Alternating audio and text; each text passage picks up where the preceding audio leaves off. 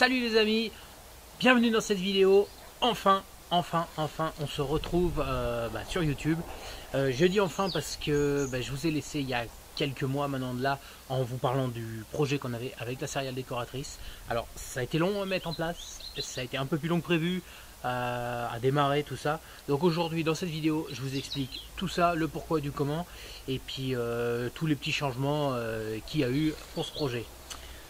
Restez bien jusqu'à la fin les amis, parce que à la fin j'ai une autre chose à vous annoncer, une petite surprise, une petite nouveauté sur Serial Maker. Je vous en dis pas plus pour le moment, on se retrouve à la fin, juste un indice, voilà. Allez, on se retrouve à la fin.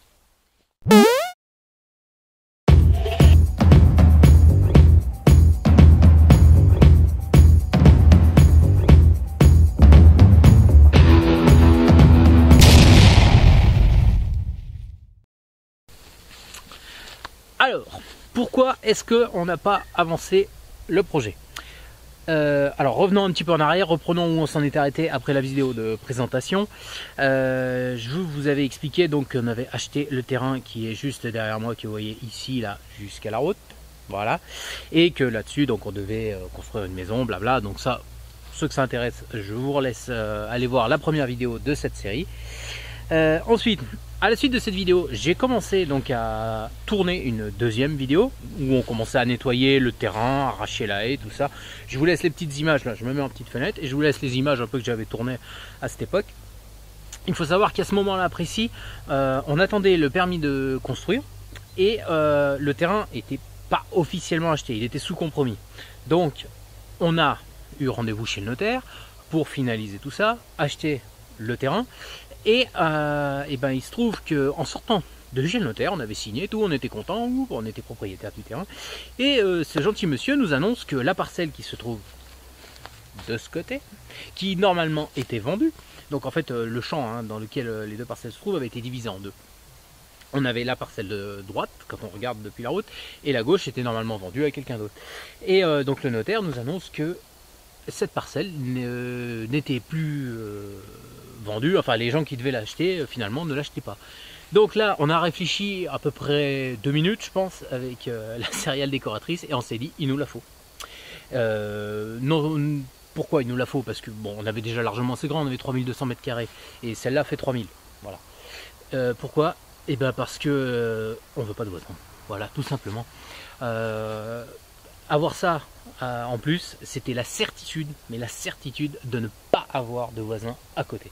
Alors on a déjà la petite maison ici, monsieur très gentil, mais du coup c'était la certitude d'être vraiment tout seul. Parce qu'après c'est un champ où il y a des vaches, donc c'est pas constructible, donc là de ce côté-là on a été tranquille.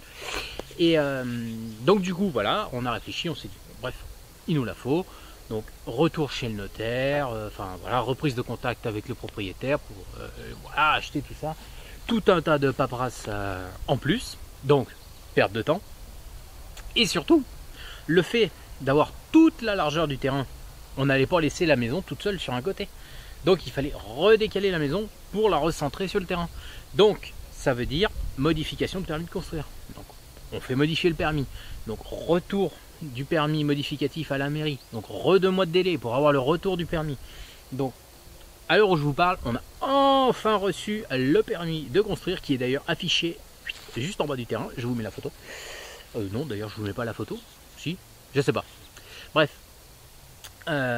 maintenant on va vraiment pouvoir rentrer dans le vif du sujet, c'est-à-dire vraiment attaquer les travaux. Donc bon, tout ça c'est sûr que ça a perdu du temps.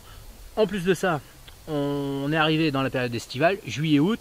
Bon, là, on sait très bien que les entreprises, hop, activité réduite, ça ferme, machin, bref.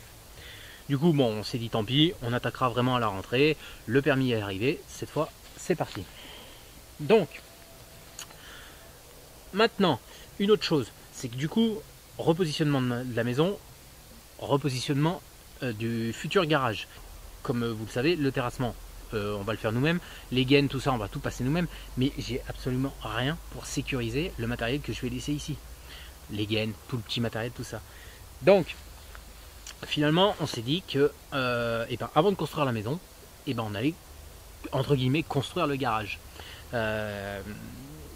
enfin ça va être un garage, vous allez voir. C'était prévu de faire une série exprès sur le garage, mais finalement ça va se passer différemment. On va faire un garage en container. Vous savez qu'aujourd'hui il y a des maisons qui se montent entièrement en container. C'est un projet qu'on avait étudié au moment de faire la maison. Et puis finalement non, ça coûtait trop cher, ou alors il fallait vraiment tout faire de A à Z et puis que ça m'aurait pris 4 ans, donc non.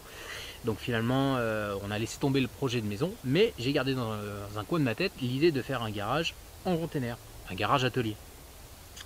Donc en passant l'été, on a préparé ça, c'est-à-dire que là les containers vont arriver prochainement.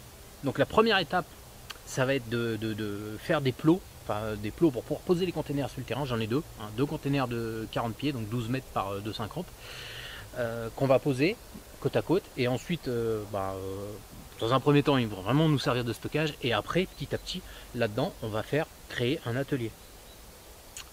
Donc voilà. Et après, à la suite de ça, on enchaînera avec terrassement et tout. Donc, la vidéo d'aujourd'hui, parce que là on a beaucoup parlé, maintenant on va peut-être passer un petit peu à l'action. La vidéo d'aujourd'hui, ça va être consacré à la mise en place des plots, des containers, tout ça. Voilà, écoutez, j'espère avoir répondu un peu à vos questions que vous pourriez éventuellement vous poser. Quoi qu'il en soit, maintenant vous, vous savez des éléments de réponse sur cette longue absence. Et puis voilà, allez, assez de blabla, on passe au boulot. Oui, j'ai oublié de vous préciser un truc. Garage en container, presque 60 mètres carrés. Donc, deuxième permis de construire à demander. Repapier, tout le boulot et tout. Alors, on a eu la chance.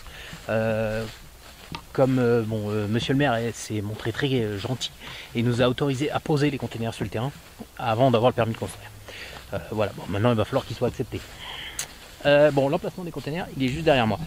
Je vous remets peut-être un petit plan pour que vous voyez un peu comment on a défini la chose.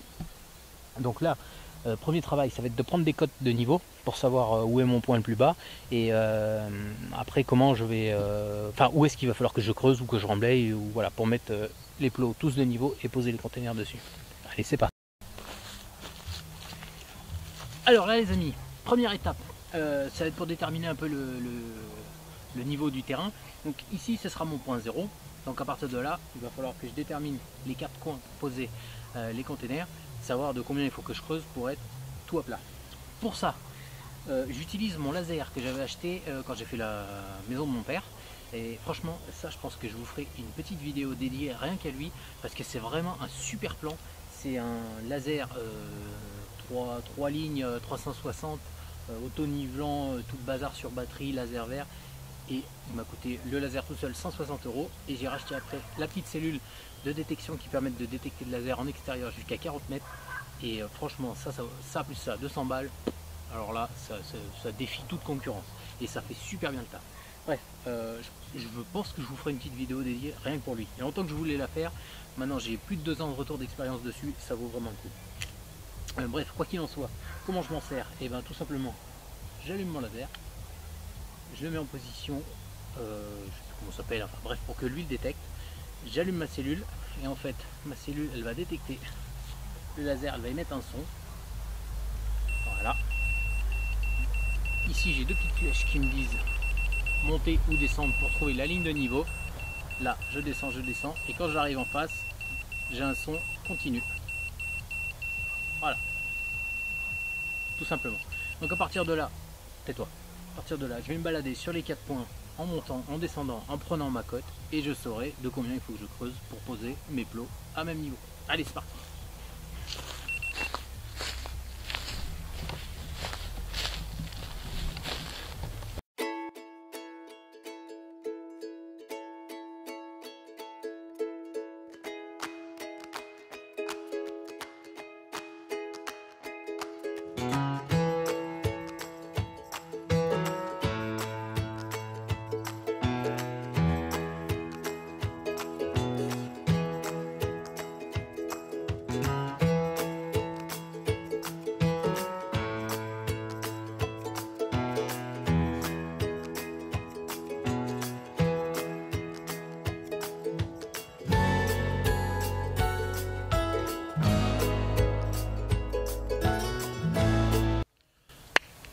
Bon voilà les amis, on a fini de faire les trous, donc bon c'était pas grand chose, hein, juste de ce côté je suis un petit peu plus haut de 30-40 cm, donc juste décaisser un petit peu de manière à pouvoir mettre les containers à plat et non pas comme ça. Maintenant dans les trous on va poser des blocs en béton, là des parpaings aux quatre coins de chaque container et sûrement au milieu parce qu'ils font 12 mètres de long, donc pour avoir un soutien au milieu. Voilà, allez on fait ça.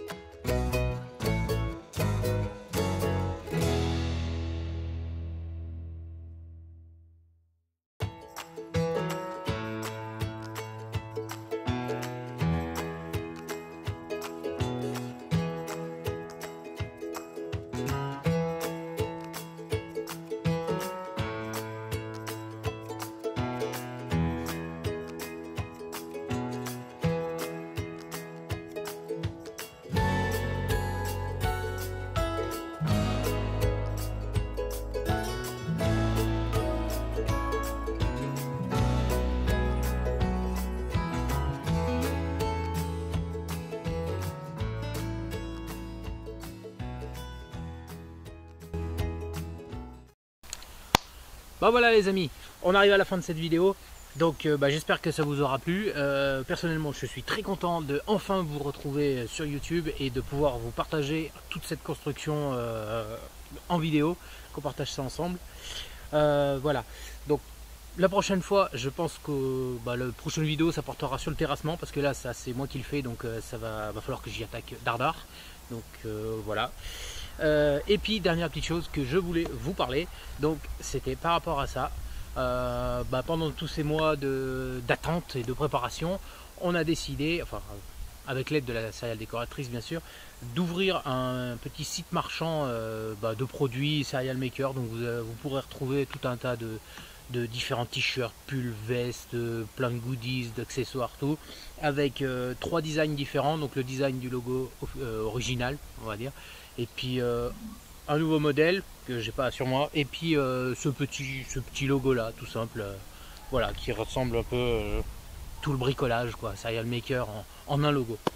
Voilà, donc je vous laisse l'adresse ici et en description de la vidéo, donc n'hésitez pas à aller y faire un tour. C'est une façon pour vous de soutenir la chaîne. Donc moi je suis pas fan des Tipeee, tout ça, donner de l'argent pour non, je préfère que si ça vous dit de soutenir la chaîne, que vous récupériez un petit t-shirt, un truc comme ça, voilà. Quoi vous dire de plus? Pas grand chose. Si ça vous a plu, comme d'habitude, un petit like, lâchez-vous en commentaire, et puis surtout pensez à vous abonner. Je le dis pas assez souvent aussi, mais allez, n'hésitez pas à vous abonner sur Instagram aussi, Instagram et Facebook, sur les pages Cereal Maker. Pareil, je vous les remets en description les liens, parce que il y a toujours un décalage entre ce qui se passe réellement sur le chantier et les vidéos YouTube. Alors que si vous regardez un peu plus Instagram, vous vous rendrez compte que je poste un peu plus régulièrement, on va dire, des avancées du travaux. Voilà, sur ce les amis, bon dimanche et à bientôt pour la suite.